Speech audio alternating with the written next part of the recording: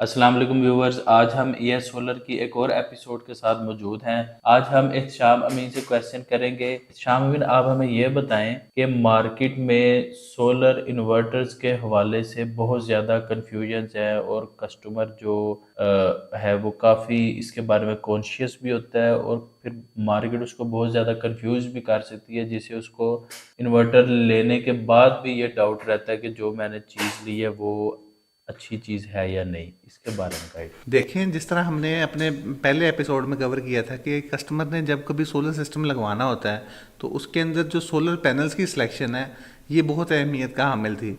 मैं यहाँ कहूँगा कि सोलर पैनल्स की सिलेक्शन के साथ साथ सोलर इन्वर्टर्स जो से है ना, ये भी बहुत अहमियत के हामिल हैं। आप इस तरह मान के चलें कि सोलर इन्वर्टर्स की सिलेक्शन ना ये आपके पूरे सोलर सिस्टम की रूह है। इसको आप ब्रेन समझ सकते हैं कि ना ये जो जिसने आपकी सारी चीज़ों को कंट्रोल करना होता है, ये एक सेंट्रलाइज सिस्टम का थ्रू काम करता है। अब जो सोलर इन्वर्टर्स की सिलेक्शन है ना, अगर मैं इसको डिवाइड करूँ ऑपरेशन के लिहाज से और इसकी यूटिलाइजेशन के लिहाज से, तो इसको मैं ना 4 कैटेगरीज में इसको मैं डिवाइड करूँगा। नंबर 1 आता है, इसको हम बोलते हैं ऑन ग्रिड टाइप के solar inverters. On grid type के सोलर इन्वर्टर्स आमतौर पर इस तरह के होते हैं कि जिसमें आपने ग्रीन मीटर का सुना होना है कि आप बिजली बना के वापडा को भी सेल करते हैं, एक्सेस यूनिट वापडा के साथ प्लस माइनस करते हैं। अगर किसी सोलर सिस्टम को रूह से मैं किसी को सोलर कहूँगा ना, जो कि ट्रबल फ्री और एक्चुअल सोलर है और जो बेनिफिशियल है, आपके कस्टमर की फॉरन रिटर्न ऑफ इन्वेस्टमेंट पूरी करते हैं और इसके सिस्टम में प्रॉब्लम्स कम है, तो इस टाइप के जो सोलर इन्वर्टर है ना, ऑन ग्रिड टाइप के, ये सोलर सिस्टम बहुत बेहतरीन है। अब कुछ जगह पे अगर किसी कस्टमर को सिर्फ रिक्वायरमेंट ये है कि मेरी जो बिजली के मैसिव बिल हैं उसमें कमी चाहिए, तो उसको सिर्फ और सिर्फ ऑन ग्रिड टाइप के सोलर इन्वर्टर्स सिस्टम में जाना चाहिए। हाँ, इस सिस्टम के इन्वर्टर्स में कुछ ड्रॉबैक्स भी कह सकते हैं या उसकी लिमिटेशंस कह सकते हैं, जैसा कि इस इन्वर्टर्स की अगर आपने जितना बड़ी मर्जी सोलर से बड़ा लगा लिया, ये सोलर इन्वर्टर्स ग्रिड डिपेंडेंट होते हैं। यानी जैसे ही इसकी अगर वापडा ऑफ भी हो जाए, सोलर मौजूद भी हो, तो ये अपनी बिजली बनाना बंद कर देते हैं। अब कुछ मार्केट में इसके ऑप्शंस आए हैं, जैसे अगर आप इसको जनरेटर के साथ सिंक करके चला लें, अगर वापडा नहीं भी मौजूद है तो डीजीबी मॉड्यूल्स लग जाते हैं। इन ऑन ग्रिड इन्वर्टर्स के साथ मैंने कहा कि इस तरह के 3 इन्वर्टर टाइप्स और भी हैं, जिनको हम बोलते हैं hybrid solar inverters. Hybrid solar inverter समझें कि ये सुपर कंप्यूटर है।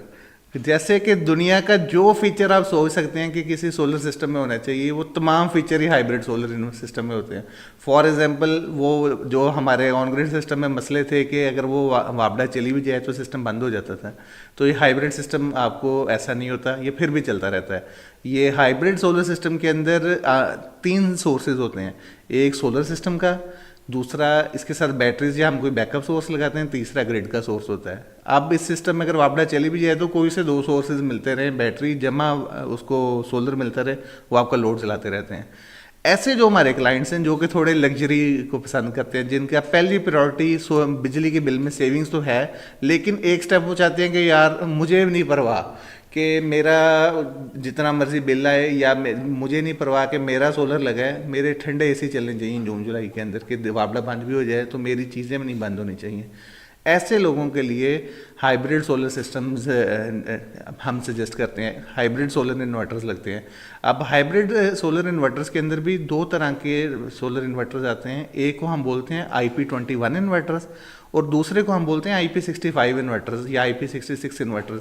दोनों इन्वर्टर्स की बिल्ड क्वालिटी, उसकी स्पेसिफिकेशंस, उनकी परफॉर्मेंस में बहुत फ़र्क है। IP21 यूजुअली बजटेड कैटेगरी के अंदर आते हैं, थोड़े ये प्राइस इकोनॉमिकल्स होते हैं, और जितनी सारी बात है आप गुड़ डालेंगे उतना ही मीठा है, जितनी आप उसको कम प्राइस में लेंगे उसके उतने ही मिसाइल ज़्यादा हैं। तो जबकि IP65 इन्वर्टर जो से हैं ये थोड़े से एक्सपेंसिव भी होते हैं, हायर एंड भी होते हैं।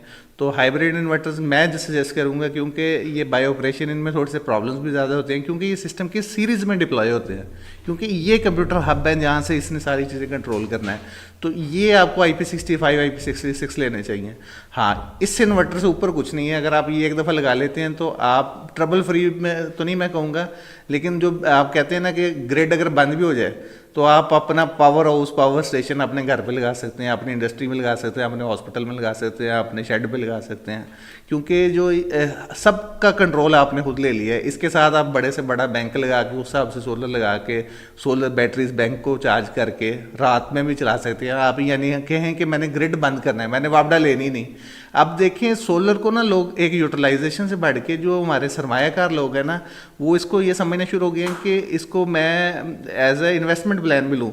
फॉर एग्जांपल अगर एक बंदा एक कनाल का घर बना रहा है, वो कहता है मेरा इस पे कंस्ट्रक्शन जमा इंटीरियर डिज़ाइन के बाद इस पे 10 करोड़ लगना है, और वो कहते हैं कि मेरा 10 करोड़ की जगह 11 करोड़ लग जाए लेकिन मुझे सारी ज़िंदगी फ्री हो जाए, मुझे कोई वापडा के बिल ना देने पड़े, क्योंकि जिस बंदे का 10 करोड़ का घर होगा उसका महीने का 3 लाख वापडा का बिल भी होगा, और उसका इसका मतलब एक साल में 30 लाख बिल भी देना है। अगर वो उसको इन्वेस्टमेंट का हिस्सा मान के चले ना कि 1 करोड़ का उसने बिल लेना है, तो उसका 30 लाख के हिसाब से 3 साल में पैसे पूरे होते हैं और आगे सारी ज़िंदगी फ्री है। तो लोग इन्वेस्टर हजरात अब इस तरफ निकल गए हैं, तो वहाँ पे हाइब्रिड सोलर सिस्टम भी यही हम सजेस्ट करेंगे। अब अभी तक हम 2 तरह के सोलर पैनल्स को कवर कर चुके हैं। तीसरी तरह का जो सोलर इन्वर्टर्स आते हैं उनको हम बोलते हैं ऑफ ग्रिड टाइप के solar inverters. Of grid inverter जैसे नाम से जाहिर है, यानी ऐसी जगह जहाँ पे ग्रिड सिरे से मौजूद ही नहीं है, यानी ऐसे पाकिस्तान के जो बैकवर्ड इलाका जाता है जहाँ पे नेशनल ग्रिड अवेलेबल नहीं है, उस जगह पे ऑफ ग्रिड टाइप के सोलर इन्वर्टर्स लगते हैं, जहाँ पे सिर्फ उनका काम होता है कि दिन को लोड भी चलाया, प्लस अगर आपने कोई बैटरी बैंक रखा है उससे उसको चार्ज कर लिया और रात को आपने बैकअप ले लिया। क्योंकि अब नेशनल ग्रिड काफ़ी जगह अवेलेबल है, ऐसे इन्वर्टर्स की अब ओवर द टाइम यूटिलाइजेशन कम होती जा रही है, लेकिन ये फिर भी एक तरह का इसकी एप्लीकेशन है। ये जो चौथी टाइप के सोलर इन्वर्टर्स हैं, ये इनको हम एग्रीकल्चर के इसके अंदर इसकी बहुत यूटिलाइजेशन है। ये सोलर इन्वर्टर इस तरह काम करते हैं कि दिन टाइम अगर आपके पास कोई मोटर चलानी है या आपने ट्यूबवेल की मोटर चलानी है, कोई आपकी आरओ प्लांट की मोटर चलानी है, और आप कहते हैं कि दिन दिन में मेरी सोलर से ही चलें, तो वहाँ पे इस टाइप के सोलर इन्वर्टर्स लगते हैं, वीएफडीज हम इनको बोलते हैं। इस दौरान दिन टाइम में अगर आपने चलानी है तो आप एक मैसिव सोलर पैनल्स की स्ट्रिंग्स अटैच करते हैं इस इन्वर्टर्स के साथ, दिन दिन में आप ट्यूबवेल चलाए, आपने ट्यूबवेल की मोटर होगी, सारी चीज़ें ये चलाते हैं। तो ये चौथी टाइप की एप्लीकेशन भी सोलर इन्वर्टर्स की है।